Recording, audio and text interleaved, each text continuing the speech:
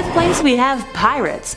This is probably the most overall obscure show on today's list, and considered partially lost media at this time. The show began airing in 1999 on the Canadian children's TV channel Treehouse, and only lasted a single season. Treehouse TV was personally a huge part of my childhood, and definitely made a mark on who I am today. I grew up obsessed with shows like Toy Castle, My Special Book, Judy and David, and more. Trust me, any one of my friends has experienced me gushing about my love for the media they created, especially the original Canadian content. Funny enough, or thankfully enough, this wasn't a show I super remembered until today. So Pirates was a show that had puppets, animatronics, and full-body costumes. The show was set in a time before parents were invented, and where children rule the seas. The overall description on IMDb reads as follows: aboard the Tantrum Captain Kidd sails, with friends named Snarbuckle and Grumpus the Flying Whale, buried treasure, secret lagoons, mermaids and more, first meets Fig and Emma Sophia help with chores. Pretty brief, but sounds innocent and cute. The show starts off similar to other Treehouse programming at the time, in the bedroom of sleeping kiddos, focusing on a storybook on the side table near the beds. And then the theme starts. We're greeted by a singing rat mascot named Fig, and some pirate folks whose faces are somewhere between a human and a porcelain ragdoll, singing about no rules, no naps, no shoes. Oh, can't forget the friendly flying CGI whale that totally blends into the otherwise three-dimensional set. I just can't tear myself away from watching the singing mouths on the mascot faces. They're kinda like marionettes, and it's just so unsettling. Diving into side characters now, who thought, you know what, I know what this pirate mascot monstrosity needs: a talking xylophone with spring eyes.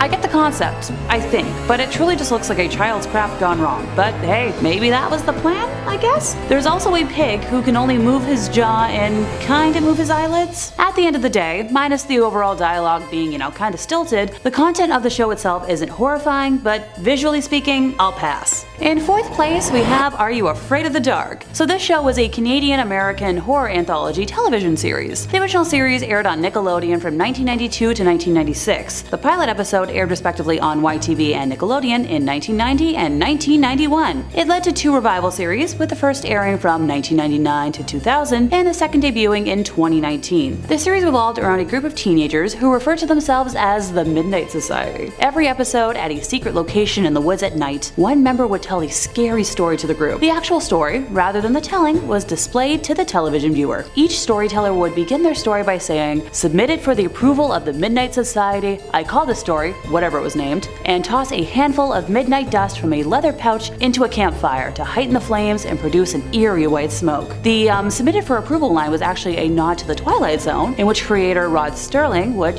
after introducing the episode, say, "Submitted for your approval."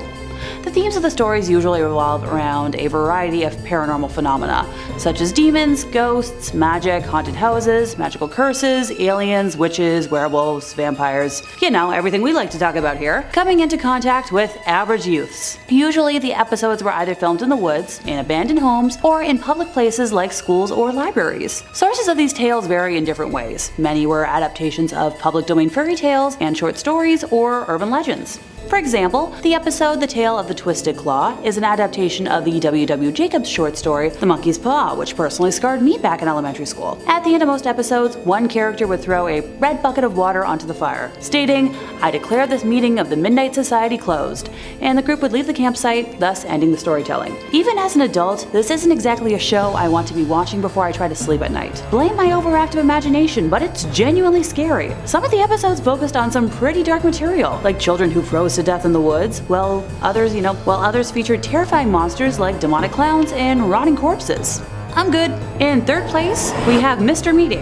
Well, for starters, that's a title choice and a half. I had no clue the show existed before today, and I had to do a solid hour of research before I could wrap my head around the fact that this was indeed a children's show and not an adult-centered animation show that accidentally made its way to compilation lists. So Mr. Meaty is a teen sitcom created by Jamie Shannon and Jason Hopley, and focuses on 2 lazy teenage boys, Josh Redgrove and Parker Dinkelman, who work at a fast food restaurant called Mr. Meaty, inside a shopping mall, as they often encounter supernatural and bizarre situations. The series is set in the fictional town of Scotchboro. based on the city of Scarborough, Ontario. Mr. Media originated as a series of 17 shorts that appeared as interstitials on Nickelodeon in the US and CBC Television here in Canada. A pilot episode featuring material from the shorts aired on December 30th of 2005. The series officially premiered on September 22nd of 2006 and continued to air until May 23rd of 2009. It ended with a total of 2 seasons and 20 episodes, 3 of which are just, 22-minute specials. Similar to many children's shows of the early 2000s, it features puppets, with one of the main characters, Josh, being described visually as resembling the ghost of a prolapsed anus. You let me know in the comments what you think. I tried watching the Crispy Hand episode in preparation for today, but even for a spooky lover, I could not stomach the sight of a character not only deep frying their hand until it was charred, but then eating it. Excuse me, I'm feeling ill again.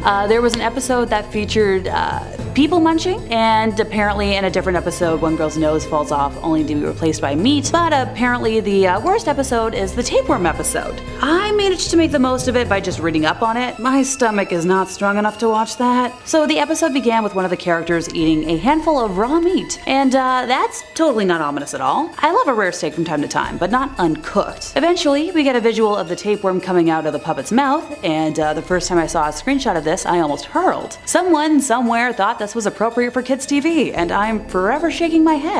Wanna guess how they attempt to get rid of it? I bet you can't guess. So one puppet sticks a puppet fishing pole down another puppet's puppet throat to fish it out. Which, if anyone out there ever gets an actual tapeworm, that's not how it works whatsoever. Eventually they get the damn thing out, and it looks like a terrifying spinal cord. It ends with a crocodile hunter type character who comes in and eats the worm. Yep, he eats a worm that's just been in another character's body. Okay, that's it. Moving on. This is too gross for me. In second place, we have SLCO. This was a children's television show that ran from 1979 until 1989 in Czechoslovakia. It roughly translates to sunshine or a little sun. Every episode of the show is divided into 4 segments. The first would feature SLCO herself, who was portrayed as a sunshine hand puppet explaining the theme of the episode, and would also pop up during transitions. The second featured the character of Ratafak Plachta, who I promise I'm going to elaborate on in a moment. He was created as a parody of the elderly and politicians, and would often interact with the children on set, but would also sometimes appear by himself. When with the children, he would attempt to engage in the activities the children were being taught, but fail each time.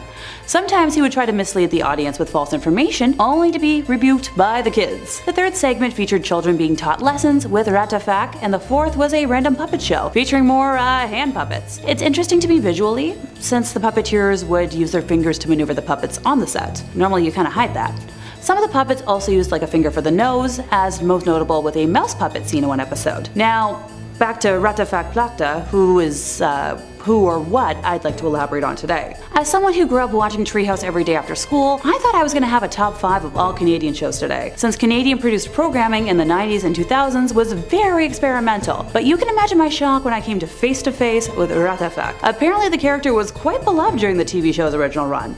And hey, as someone who loves creepy dolls, I get the idea, but for someone who was seeing this for the first time as an adult, yikes. The puppet took 2 people to operate, and if you look closely, the body of the puppet kind of resembles 2 heads up a sheet with protruding stick arms, so that makes sense. But the head. Oh my gosh, the head. So for starters, the neck is so extremely disproportionate, and then the head itself.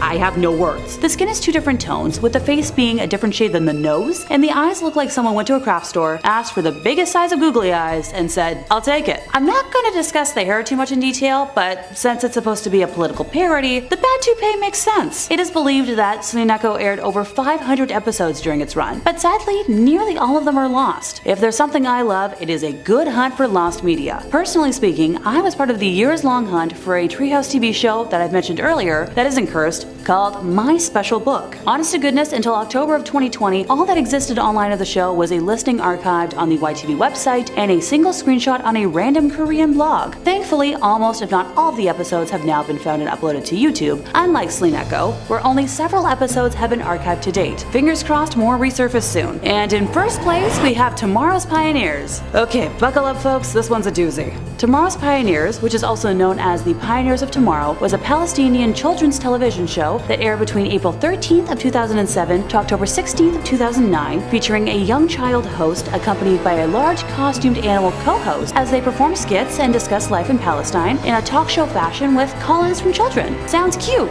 right? Well, sorry to say, unlike all the other shows today that might just be mostly visually horrifying, this show actually had my jaw drop to the floor. Tomorrow's Pioneers heavily contains anti-Semitism, Islamism, anti-Americanism, and other anti-Western themes. Sure, the off-brand mascots are also just terrifying to look at, but it's heinous as a whole. I'm not planning on talking about the young host too much, but more so about the mascots and what they represented. So the original co-host was named Farfur and resembled a Mickey Mouse-like mouse. On the show, he stated such things as, no, I can't say that. Okay, he said, not saying that either. Okay, I can say that he simulated shooting an AK-47 and throwing grenades, and overall just some very yikes stuff. Now obviously Disney being Disney, quickly found out about the use of Mickey and sent the company a cease and desist, ergo they had to get rid of the character.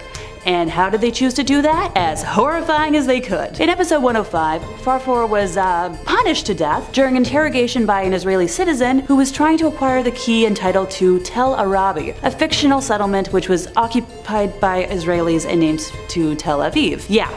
They killed him off violently and on screen, making him a martyr. Oh, it gets worse. He was eventually replaced as a co-host by Nahul, his bumblebee cousin. When introduced, he promised revenge upon the enemies of God and other killers. On the show, he has expressed extremist views, and I can't say any of that on here. No, I'm not even gonna try this time. Long story short, everything uttered by these characters is quite extreme. He also showed streaks of being awful to animals. In episode 204, during a visit to the zoo, he is shown swinging cats that are very much not puppets around by their tails, and throwing rocks at lions in a cage. Now, he was also discontinued and replaced by the most visually horrifying character on the entire show, Asud, which was a rabbit character whose name means lion. Oh, here's a quote I can say. When explaining why he's called Asud, meaning lion, when Arnoob, meaning rabbit, would be more appropriate, Asud explained that a rabbit is a term for a bad person and coward, and I, Asud, will finish off the Jews and eat them. End quote. I think that explains the show enough. I have no words. Coming in at number 5, we've got Thomas the Tank Engine. If you can look past the insidiously infectious rhythms of the theme song, you'll find a lot more than you expected. After a short time in the meme spotlight a few years back, Thomas the Tank Engine reignited public interest. Folks who felt a nostalgic twinge upon seeing the plate-faced locomotives revisited the show and discovered that it was much bleaker than they remembered. Sure, by today's standards, the toy trains are a little creepy looking, but kids at the time loved them. I have a vague recollection of watching Thomas as a kid, with most episodes being about friendship or teamwork or some other standard moralistic tale. However, these memories are wrong, like super wrong. There's actually plenty of weird stuff going on here. Nothing is as friendly as it seems, with the island of trains being filled with authoritarian attitudes and gruesome punishments. The Fat Controller isn't a jolly rotund friend, no, he is a dictator who will not be crossed. Throughout the show, he severely punishes vehicles for acting out of line and ensures that a caste system maintains order. Steam trains are considered the superior vehicle in this world, actively encouraged to stomp out and cannibalize lesser diesel trains and off-rail vehicles. All sorts of lunacy ensues, much of it sort of Orwellian in scope. There's one episode where a train doesn't want to go to work in the rain. So what do you think happens? Is he docked pay? Is he scolded? Maybe he's convinced by his friends that a hard day's work will solve his problems? No. He's entombed alive and left without any fuel or track with which to move. Day in, day out, he is left in a bricked up tunnel, cursed to watch other trains joyfully pass by. Some say hello and others snub him entirely. The narrator of the original episode even claims that he deserves his punishment. Essentially, the lesson from this episode boils down to play your part in the capitalist structure or die in darkness while everyone laughs. Holy smokes. Thomas! Other scary episodes include things like turning a standoffish train into a generator, doomed to remain still for the rest of his life, trapping a revolution-touting bus under a bridge and turning him into a henhouse, and even subjecting a troublesome truck to dismemberment torture, pulling it apart at both ends. All of this seems benign because they're just vehicles, but in this universe they're sentient. It's absolutely insane. The author of the books this show is based on was an Anglican minister with a penchant for punishment, so maybe all of this isn't so surprising. Biblical torture for the heretics and heathens, I suppose. Just not what anyone was expecting from a cutesy train show. Coming in at number 4, we got Casper the Ghost. The friendly ghost at that. There are multiple iterations of this little phantom, portraying him in different ways. However, there's no avoiding the grim reality behind the specter. Casper was once just a little living boy. Child ghosts don't appear out of nowhere, you know. For Casper the Friendly Ghost to float around seeking playmates, there had to be a Casper the Friendly Boy at some point, and that friendly boy had to die before reaching maturity. My goodness. For most of his published time, Casper's pre-spirit origins were kept under wraps, but if you take a look at the 1995 live-action movie, you'll learn that he died of pneumonia. Oh wow. Not exactly the image one wants to conjure up when thinking of cute little Casper. Another thing one has to consider when pondering the Phantom is that ghosts don't just stick around for no reason. Most originate through grisly deaths and have some unfinished business. But Casper doesn't seem to remember any of this, and nobody appears to want to help release him from this world. He's cursed to remain between life and the afterlife, desperately seeking friends to no avail. It's tragic, really. In earlier cartoons, we also see him literally trying to kill himself on multiple occasions. A standard story would play out like this. Casper's moping around, attempts to make friends with something living, scares off that living thing, Casper returns to moping. Often the secondary moping would result in a suicide attempt, ranging from laying down on train tracks to walking off cliffs. He's already dead though, so his situation never changes. Coming in at number 3, we've got Pokemon. First things first, the world of Pokemon is based on an extremely violent premise. Free-roaming children who leave their home at the age of 10 to force animals to fight for their amusement. Just ponder that for a moment or two. Pets and livestock alike are regularly used in this world's favorite pastime, cockfighting. The same creatures that power large-scale power plants and are used by law enforcement to take down criminals are regularly placed in the hands of children who then sick them on their friends. It is absolutely insane that everyone is given a living weapon when they enter the 5th grade. Like, here you go, Veronica, your very own living flamethrower. Make sure to train it well or it might scorch some poor old lady sitting at the park. Let's take it a step further into the lore though. While not often explicitly mentioned, there have been multiple large-scale wars in the Pokemon world, and they're serious business too. Usually Pokemon only faint when they're defeated, but there's plenty of evidence pointing to real Pokemon and human death during the larger conflicts. Let's consider the Kalos War for a moment. Thousands of years ago, there was a Pokemon war where thousands of creatures battled for reasons that aren't entirely clear to me. This information is brought to light by AZ, or Az, not really sure, who is a human who seemingly has the key to eternal life. He was alive during this war and was deeply disturbed by the death of his companion Pokemon, Floette. Driven mad by this discovery, he toiled to find a method of bringing it back to life. Eventually, he did find a way to reverse death, but at the cost of the lives of other Pokemon. Still, he went through with it. He also created something known as the Ultimate Weapon, a sort of nuclear device meant to be used for wide-scale destruction. Not what you would expect from Pokemon, right? And that wasn't the last war either. It's theorized that a few years before the events of Pokemon Red and Blue, there was another war. A war so deadly it caused a huge gap between generations. Pretty much anyone of age to enlist was killed, leaving behind a few war vets and a whole lot of broken families. In fact, some theorize that Red's dad died in the war and Blue was orphaned by the combat. Sure, they try to hide the violence at the core of their society, but the world of Pokemon is a lot more gruesome than one would think. Coming in at number 2, we've got Courage the Cowardly Dog. The first and only horror cartoon picked up by Cartoon Network, Courage the Cowardly Dog left an indelible mark on the minds of a generation. Essentially surviving for 4 seasons because the showrunners managed to deliver consistently and on time, it's not hard to see why networks were reluctant to do anything similar. Originating in the mind of John R. Dilworth, Courage was spawned from a short film called The Chicken from Outer Space. This animated short would become the sort of pilot for Courage and the benchmark for what kind of stuff they would do. There are dozens of absolutely terrifying episodes of this show, all set against the backdrop of a ramshackle house in middle of nowhere America. Now, who could forget King Ramses with his cursed tablet and his weird spliced-in 3D animation? There's a certain quality to him floating off in the distance that makes him stick in your mind for years. Then there's the Spirit of the Harvest Moon, adding in some Méliès-style human faces to the moon. It was creepy in 1902 and it's creepy now. Freaky Fred freaked out all sorts of kids with his hair fetish and rhyme scheme style of speaking. And then there's that blue fetus fish thing from the episode Perfect. Honestly, I didn't want to go to sleep after watching that because I thought it might reach out to me in my dreams. Yeesh. The weird monsters and creatures were the star of the show for sure, but the darkest part might be the recurring characters. Muriel is a kind-hearted, clueless old woman, and Eugene is a selfish sociopath of a husband. Some theorize that the beasts and baddies were just figments of Courage's imagination, ways for him to cope with the terrible treatment that the man imposes on his wife and dog. There's no escape for Courage, so he dreams up evil creature after evil creature to do combat with. And finally, at number 1, Adventure Time. Come on and grab your friends and really run as far away as possible. The nukes are dropping. Seriously, Adventure Time might have one of the darkest worlds in any children's show. Sure, it's all very cutesy and colorful and fun, but that's just a veneer hiding the rot at the core. The land of Ooh is a post-apocalyptic world, the result of nuclear fallout from the Mushroom War. Humans were all but wiped out and civilization was crushed. Technology, zapped, gone. The Candy Kingdom is a kingdom of lies built upon a nuclear cesspool and ruled by a dictatorial pink princess. Remnants of a broken society can be found all over, from corpses to gutted cars to old bridges and decrepit cities, and that's just the start. Now the land of Ooh is stalked by a host of horrifying creatures intent on killing and maiming and more. There's the inhabitants of the Nightosphere, there's the amnesia-inducing stag, there's the creepy floating blank-eyed girls, and of course, the Lich King. For a show ostensibly aimed at children, there is a whole lot of mature subject matter. This contributes to Adventure Time's lasting appeal, but geez, how do they manage to air this? Boom. Number 5, Nosy Bon. So Mr. Nosy Bon is a character from the 1979 BBC TV show Jigsaw. No, not the horror character. Despite only being a character for a small segment within the show,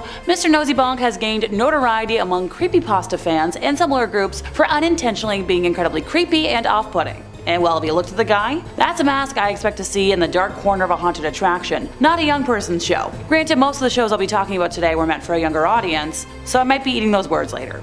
But jeepers! Speaking of that mask, let's just break down which detail might be the scariest. The cold, uncaring, staring eyes, the unflinching facial expression, the uncanny ability to always stay 2 steps ahead of people giving chase, or his phallus for a nose. Perhaps it was no one thing that made this character so terrifying to so many, but a combination. That concoction of all things that created this perfect nightmare stalking, Terminator. He was played by Adrian Headley, wearing a dinner suit and a hideous white mask, and wasn't even like an original part of the show. This character didn't make his first appearance until the 2nd season. Episodes would often see him giving clues via a mimed sketch, and he was very, very silent, adding to the terror.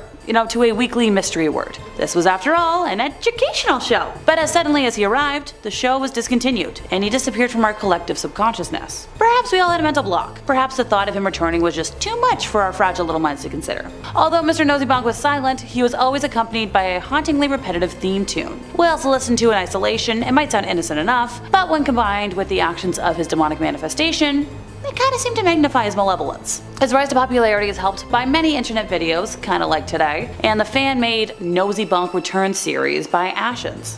The new sketches are of course like parodies of the originals, but are no less terrifying. He has been firmly established once again in our nightmares. Some of his newfound fans find him attractive, and there's actually a lot of fan art as him as a Tumblr sexy men figure. I swear I can't make this up, I didn't have that on my bingo card today, but a very detailed entry into the Sexypedia Wikia, which claims to be a crowdsourced project attempting to document, categorize, and explain characters that fall in the, archetype of fandom sexy men, proved to me otherwise. However, his sexy man status is limited within specific circles, and most people like me find him simply terrifying. And because I need to tell somebody about this, let's go through some of the stereotypes and tropes he falls under and why. So for starters, apparently well dressed is a trope, since he's always shown wearing a black suit complete with a bow tie, so I can get behind that. Apparently he can be classified as a pale twink, since he's British, with a white mask, slender and tall in stature, which in theory I guess makes sense. Also, being British falls under attractive tropes, which duh. Next up, having an urban legend aesthetic, since most of the Jigsaw show is considered lost media and only small snippets have been found, adding a mysterious urban legend feel to his character. Apparently he's considered a chaos lord, since many clips of him on the show have him acting in a chaotic and wacky manner, like dancing wildly and growing his signature nosegays. Once again, I can't make this up. Alrighty, last but certainly not least, he is shipped with Ratafak Plakta, another popular disturbing, young folks show character. If you're unfamiliar with the character, just stick around, I'll talk about him more in a second. Number 4, SLCO. This is a television show that ran from 1979 until 1989 in Czechoslovakia. It roughly translates to Sunshine or Little Sun, and every episode of the show was divided into 4 segments. The first would feature SLCO herself, who was portrayed as a sunshine hand puppet, explaining the theme of the episode and would also pop up during transitions. The second featured the character of Ratafak Plakta, and the other half to Nosy Bon apparently. He was created as a parody of the elderly and politicians, and would often interact with the young folks on set, but would sometimes appear by himself as well. When with, young people, he would attempt to engage in the activities that they were being taught,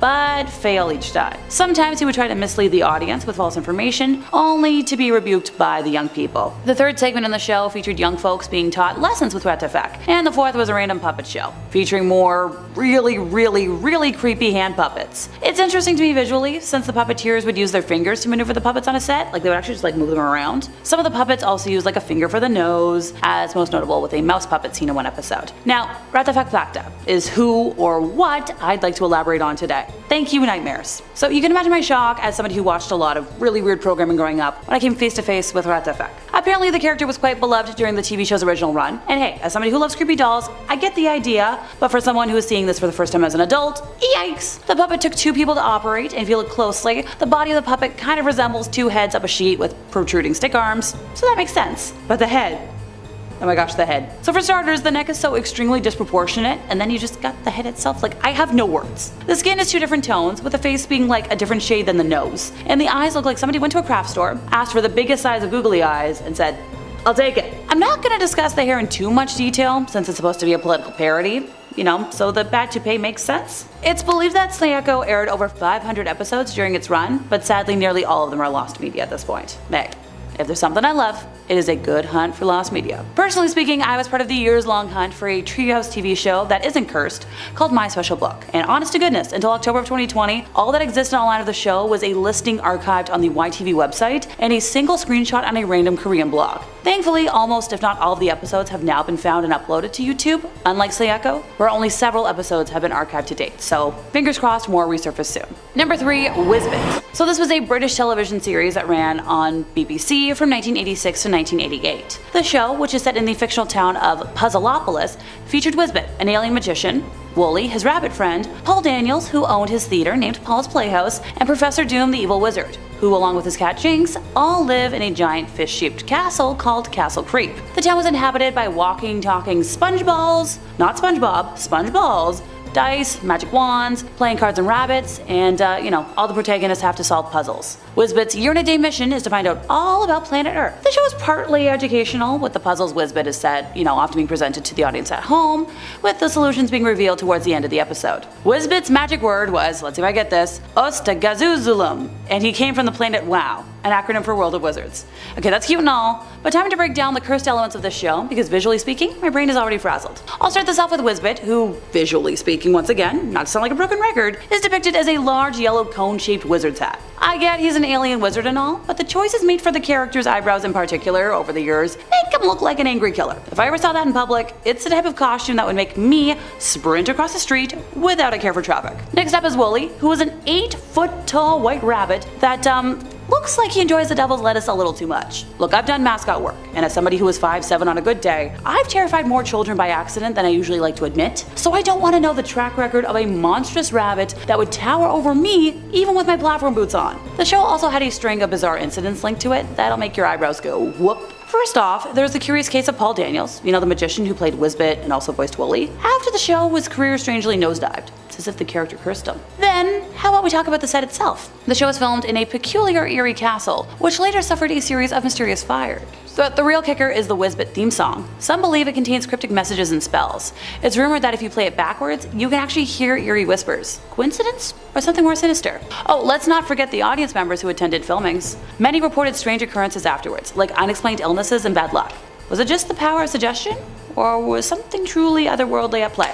Yeah, nope, moving on. Number 2, Momy Abits. Ah yes, another instance of mascot costumes gone wrong and pronunciations that I pray I got right. It's a miracle my generation isn't like super traumatized by mascots more, after so much of our early programming consisted of poorly made or just really disproportionate costumes. So this is an Estonian TV series where a little bear cub learns lessons from an older bear. The show was broadcast between 1973 to 76, and the first broadcast was actually in black and white. Now by 1976, only 17 episodes have been released. Sadly, they haven't really survived the years, having never been recorded onto tape. Another version of the show was recorded in color in 1977 to 78, which is the most well known. By the end of the 1970s, another 7-part series was made where Momy already attends school, but these parts haven't really been preserved either. The director of this entire show, Kirill Kilvet, has also emphasized the social importance of the show, because the family of bears is a good example for young folks. They can learn to care for each other and help each other after all that. And, in theory, that's swell and all, but looking at videos of the bears genuinely gave me nightmares last night. Mascot heads with moving mouths tend to either be really good or absolutely heinous, and this falls into the latter category. The grown-up bear's head is also quite disproportionate to the human body, making it all the more monstrous and terrifying to look at. You can tell the performers in the show are trying to do their best, even though they cannot see well out of their heads. But the awkward movements and spatial awareness make this all the more cursed in my book.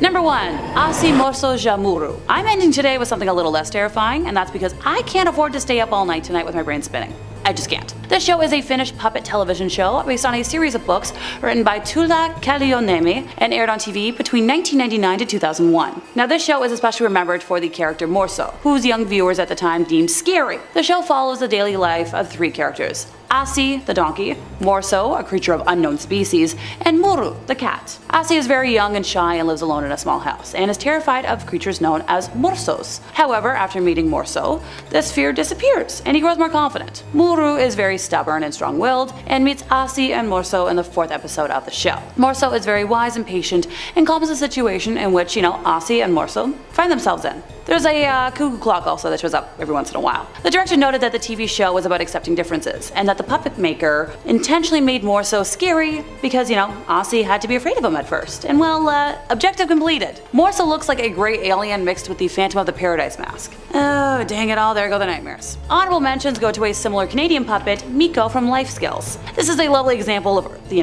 early 2000s young people's programming that featured a puppet whose image will be scorched into one's brain forever and ever. Coming in at number 5, we've got 2-sentence horror stories. There are a million different ways to tell a scary story. The tale told by a campfire is a classic, and a short film can encapsulate a whole slew of awesome ideas. But not all of these chronicles need to be turned into live-action TV shows. In fact, many of them should not be adapted for the screen, regardless of screen size. The 2-sentence horror story is a prime example of something that works perfectly in its native form. It doesn't need to be changed. The folks behind 2-sentence horror stories didn't get that memo. Oh, this was made by the CW? I guess that makes sense. So in this show, simple, punchy, short format horror stories are taken and adapted into little episodes of television. The whole point of a 2-sentence horror story is that the reader is supposed to fill in the gaps. It's not supposed to be long-winded or explained down to the smallest detail, but the show does it anyways. I mean, it's hard enough to adapt internet terror into traditional media, like stuff like ARGs and jump scare video games work wonders with creepypasta, so why are you trying to shoehorn them into a TV show format? I suppose some have done it well, like the folks over on Sci-Fi that put together Channel Zero, but that's a rare occurrence. I just don't understand why this show has to exist. Just read the 2-sentence horror stories and appreciate them for what they are. Next, coming in at number 4, we've got Category 7, The End of the World. Come on, a disaster movie stretched out into a TV miniseries, and it's a sequel to another megastorm story? My goodness. This show is just an entire disaster, and I'm not just referring to the Category 7 hurricane featured throughout. It follows a FEMA scientist who has to chase these crazy storms in order to save the world. Storms have taken out Paris and are now threatening to annihilate the United States. There's also a subplot where some religious fundamentalists fake a plague in order to bring in new converts and end up kidnapping the kids of the main character and some government officials. Yeah, so it's kind of an out there tale. The production doesn't help either. I don't think any of the performances given are good, although some might be passable. And the special effects can be laughable quite often too, with plenty of nonsensical goofery. I don't know, do people actively crave disaster miniseries? If you're gonna go with something like this, you better make it big and self-contained. Anything else is gonna miss the mark. And speaking of things that aren't self-contained, Category 7 just has way too many characters. I feel as if I forget who I'm supposed to care about and who's just storm fodder. It introduces so many people in such a short span of time, it feels like I'm watching Too Many Cooks again, but without any of the inherent entertainment value in that gem. Oh, and this aired just 2 months after Hurricanes Katrina and Rita hit. Yeah, maybe someone should have read the room. Maybe it was good for ratings, I don't know. Coming in at number 3, we've got Ghost Whisperer. Here's a fascinating little piece of horror history, the world's most melodramatic horror TV show. This show is so sentimental it almost hurts. It's so syrupy that I can't in good conscience recommend it to anybody with diabetes or hypoglycemia. It could have been good too. Each episode could have introduced a cool or scary or fascinating ghost, and our grown-up sixth sensor could have figured out problems or just decided to get the hell out. But instead, we're treated to Jennifer Love Hewitt stumbling through cliche horror scenarios in order to teach ghosts that just look like people about how they died. Man, this show really ran for 5 seasons too. The ghosts feel mostly inconsequential. They just kind of act as vehicles for Melinda Gordon, Ghost Whisperer, to emote at the camera and engage in some steamy lovemaking from time to time. Although she never sleeps with the ghosts, which is kind of disappointing if we're being honest. I can see the frantic Google searches now. Does Ghost Whisperer boink ghosts? Like a lot of mid-2000s drama/something TV shows, Ghost Whisperer is just kind of boring. and just way too self-important and sentimental. It's the kind of stuff that really doesn't get made anymore because literally everyone on Earth got tired of it. Plus, streaming has done away with reruns and daytime TV. At least, I think it has. Coming in at number 2, we've got Baywatch Nights. They just don't do spin-offs like this anymore. Most spin-offs don't really deserve to exist in my opinion, but I'm sure a lot of other folks will disagree. But man, if this isn't the epitome of ridiculous spin-offs that jump the shark literally by existing, I don't know what is. Baywatch Nights. The whole point of Baywatch is being at the beach during the day, and then, you know, whatever else the lifeguards do that doesn't fall under the umbrella of lifeguarding. You know, it's concerned with the trials and tribulations of lifeguards. And because internet porn didn't exist back then and people needed something to watch after everyone else went to bed. But Baywatch Nights is many things, none of which take the place of Skinamax. The premise is that the cop from Baywatch decides he doesn't want to be a cop anymore. He ditches the uniform and forms a detective agency that runs out of a nightclub called Nights. Then David Hasselhoff's character Mitch decides to join him at the agency, you know, because? The first season of Baywatch Nights was simply a 90s detective show with some attractive folks solving crimes and getting into fights. It underperformed, so they decided to come up with a new angle. Sci-fi. That's right. Baywatch Nights tried its hand at being an X-Files knockoff. What a world we live in. The Hoff, taking down aliens and spirits from the comfort of a nightclub. You just can't make that kind of stuff up. A few episodes keep us near the water, you know, Baywatch's forte. We meet some sea monsters, run into a half-human, half-fish murderer. It's good stuff, but then it gets extra weird. There's radioactive dust from a space shuttle, there's an interdimensional laser, and Mitch even gets possessed by a demon who wants to take over the world.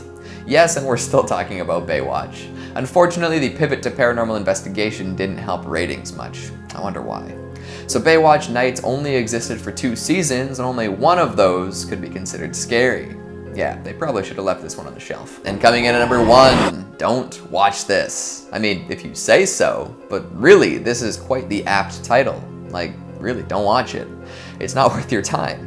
It's a 5-part anthology put together for Netflix, each with a story clocking in at around 10 minutes. Not one of these tiny tales manages to make good use of this time. There's Friendship Bracelet, which features a girl obsessed with death, and guess what? She's also a murderer who attacks her classmates for pretty much no reason. Who could have seen that one coming?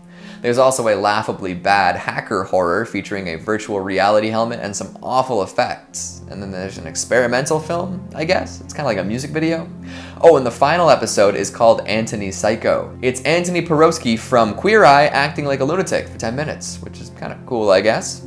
The whole miniseries is half-baked. Actually, no, scratch that. It's a quarter-baked. It's still in the blender. The showrunners didn't really seem to know exactly what they were going for, and the directors of each short really ran with some weak ideas. Seriously, listen to the title. Don't watch this. Coming at number 5, we've got Black Mirror. It's a bit of a meme now, but Black Mirror came out swinging in 2011, offering visions of a far-off future full of marvelous technology and the cultural oddities that came with it. This show delved deep into our collective consciousness and showed us how raunchy things could be, or in some cases already are. These days, new episodes seem hit or miss, but you know, you can't bat 100. The wildest and most well-received episodes can be downright harrowing, and it all boils down to a sort of grim, ghoulish, existential terror as opposed to actual shock and awe, but that's what makes it work. Black Mirror is so disturbing because we can see scenarios featured on the show playing out in versions of our reality that aren't that far out of reach. And these scenarios wouldn't be considered out of the ordinary, you know, it's just another day in the dystopia. And what's scarier than dehumanizing experiences playing out every day and then being expected to just live with that dehumanizing fact? We're only a couple steps removed from any of the terrifying experiences too. Like, there's the entire history of You, where people have the option to go back and watch their entire lives in full detail. Of course, this leads to people becoming obsessive over their own choices and never living in the moment. It doesn't require too much mental work to connect that to where we are with social apps now. Shut Up and Dance is all about someone getting caught doing unsavory stuff on their webcam and the lengths they have to go to avoid being exposed. Could you imagine being in that situation? There are even tales of Terminator-like hubris, where the very technology humans invented to protect us turns against us. It's almost as if things meant to protect property over human life can never be good. Huh. Black Mirror might not be horror in a pure sense, but it provides some of the most disturbing visions of human progress in recent memory.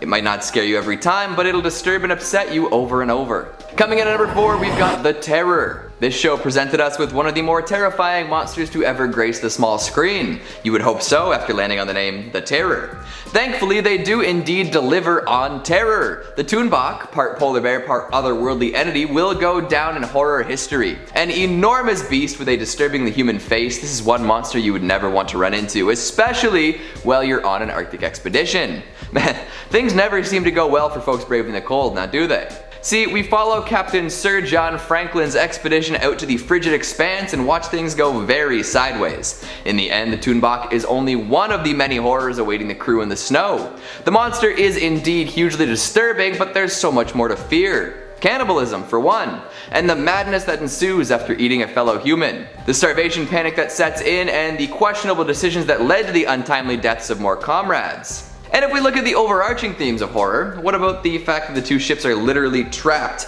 in miles and miles of ice, so far away from society? No way out, just hoping you can make it till the ice thaws. Good lord.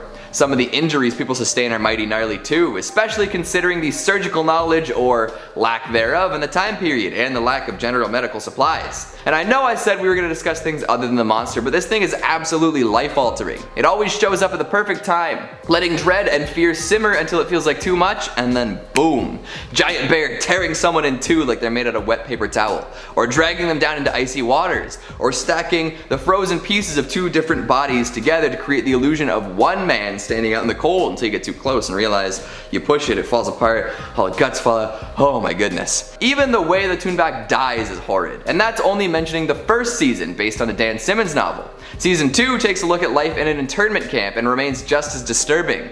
This is an even more human tale, one of people unfairly detained and the things that haunt them. And what's more disturbing than humans pushed to the brink, right? Coming in at number 3, we've got The Haunting of Hill House. For the sake of actual terror, we'll avoid discussion of Bly Manor. It was alright, but it wasn't all that scary. Harangue away if you disagree. But Hill House, oh wow, this show has some disturbing moments. Like stuff that'll make you reevaluate your life. The tale of a broken family spans entire lifetimes, from childhood until death, and in exploring how they navigate the world over the years, we're introduced to some pretty disturbing stuff. From a litter of soon-to-be dead cats introducing a young girl to death a little earlier than expected, to the discovery of something terrible happening to a foster child, to the loss of a sibling, only for them to return in a truly terrifying way. There is plenty of disturbing trauma to explore here. And that's the mostly non-paranormal stuff. When you add the ghosts and ghouls and bent-neck ladies into the mix, you have a wholly disturbing and upsetting watch. Plus there's all the hidden ghosts throughout. Eagle-eyed viewers will be rewarded with plenty of really spooky ghosts lingering in the backgrounds of pretty much every scene inside the house.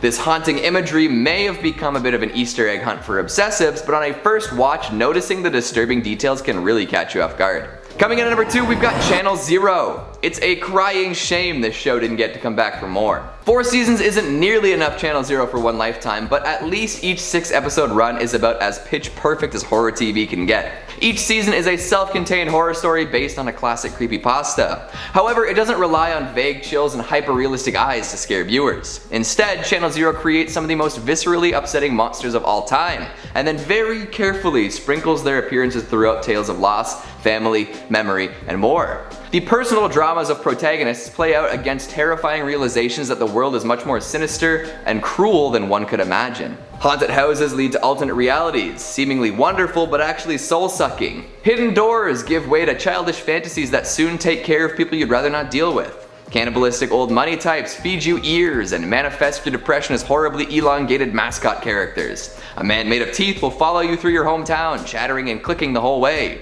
A contortionist with a permanent smile and a willingness to kill will throttle and stab your enemies. Smiling sociopaths will come back to life even after you've dismembered and buried their bodies. It is a crazy, cruel, disturbing world out there, and Channel Zero brings it all to your screen in beautiful, artfully shot short series. Pick any season and marathon it in one night. You're guaranteed to leave with a feeling of dread and maybe even a little hope. Coming in at number 1, we've got Hannibal. This show revolutionized how primetime horror TV operated forever. It defied all expectations when it first arrived on the air, underperforming in ratings but fawned over by critics. It took what people knew about Dr. Hannibal Lecter and shook up the character even more. Mads Mikkelsen is electric as the cannibalistic psychiatrist, providing a wholly unsettling and fascinating experience. The interplay between the good doctor and his FBI counterpart, Will Graham, is wonderful, with both characters acting as each other's foil.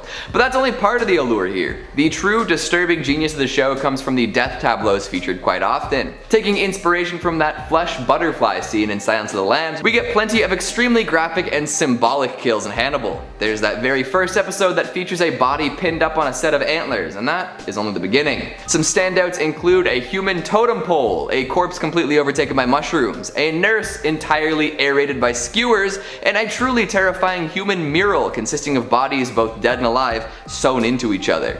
Of all the raunchy, terrifying, and downright disturbing things shown on network television, it's hard to think of a show that does it better than Hannibal. Kicking us off at number 5, we've got Ruby Gloom. Just looking at this show tells you exactly what it's all about.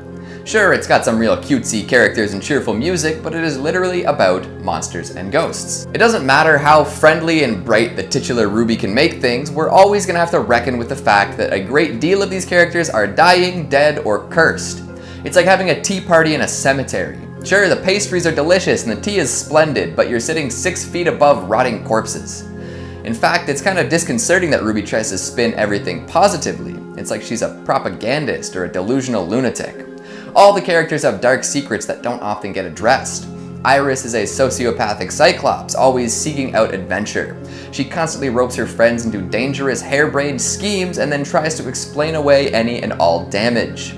Misery is the human body of disaster. Spend any time near her and bad things will happen. It's like Murphy's Law come to life. She and her many relatives have connections to pretty much every major disaster in history, so all sorts of genocides, deadly weather events, and infrastructure collapses are indeed canon in the Ruby Gloom universe. Add in her constant tearfulness and you've got a rough character. Skullboy is a literal skeleton come to life. Where do skeletons come from? Yes, dead people. And it's a child skeleton, meaning that this show also finds origin in dead kids. Frank and Len are conjoined twins, but may have not started out that way. Their different colorations make people think that they might have been attached post-birth, likely through some mad science experiment. Ghosts are a common experience in the Gloom world too, and these apparitions don't often stick around for fun reasons. No, most ghosts return because they died in a gruesome manner, or they still have business to attend to from before their death. All in all, there's a lot of scary stuff going on behind the curtains of happiness here. Coming in at number 4, we've got Foster's Home for Imaginary Friends. Hear me out, this show has a sinister side. It begins with young Mac being forced to ditch his imaginary friend at an orphanage of sorts, maybe more akin to an animal shelter. Either way, that's a rough start. A young lad who is obviously not ready to part with his seemingly very corporeal imaginary friend being forcefully separated from it. It's like your parents telling you the dog went to go live on a nice farm somewhere.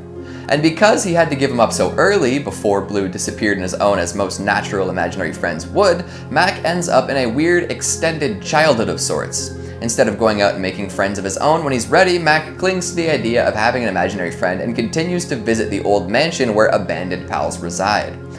This results in plenty of hijinks, some less lighthearted than others. Mac gets bullied, imaginary friends search for their owners that abandoned them, and of course we have to reckon with what it would mean to create real, physical imaginary friends. First of all, what if someone came up with a dangerous one? Like, some kids are nuts. They might come up with a giant green alien in a Master Chief combat suit who really likes murdering the mean teachers at school. Or maybe a kid inadvertently dreams up a radioactive beast that walks around, unknowingly providing everyone around with cancerous cells. And what about the imaginary friends that are left behind without being dropped off at an orphanage? What if the dreamer dies, or just drops them in the middle of nowhere? Are imaginary friends mortal? Can they hate? How do we deal with these questions? Coming in at number 3, we've got real monsters. Need I explain? This Nickelodeon gem takes place in a world where monsters and humans coexist. Sort of.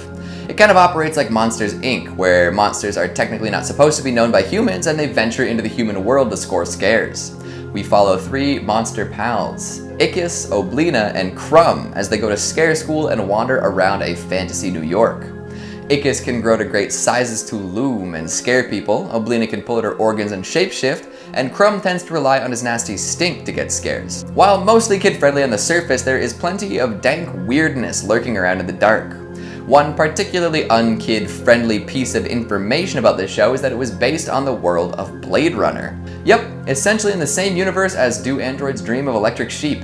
So in the monster world, you can reasonably assume that replicants are used as slaves as well. The fictional New York the monsters all inhabit is plenty sleazy and greasy, not unlike the cities featured in the neo-noir classic. Tim Curry and Jim Belushi provide voices for recurring characters too, possibly infusing them with some elements of Pennywise the Clown and Twin Peaks. At one point, there was an Real Monsters movie in development, but it was permanently shut down due to people thinking that it wasn't very kid-friendly. What could they possibly have been putting together to get it shut down like that? Monsters eating people? Destroying public property? Drugs? Coming in at number 2, we've got Over the Garden Wall. Major spoilers coming up for anyone who hasn't seen this show. You've been warned. Over the Garden Wall is a very Halloween-y miniseries. The vibe is quite spooky, but it goes much deeper than that.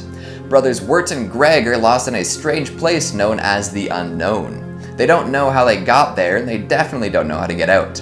To make matters much worse, they are constantly being followed by a creature known as the Beast, who wants to turn them into trees to light his lantern. Putting 2 and 2 together means realizing that most of the Edelwood trees in this world are likely made of other children. Grim.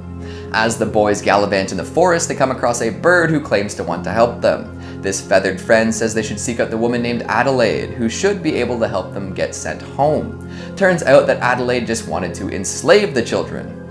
Oh boy. There are many dark moments in the show that you might kind of skim over on a first watch, but the deeper you look, the worse things get.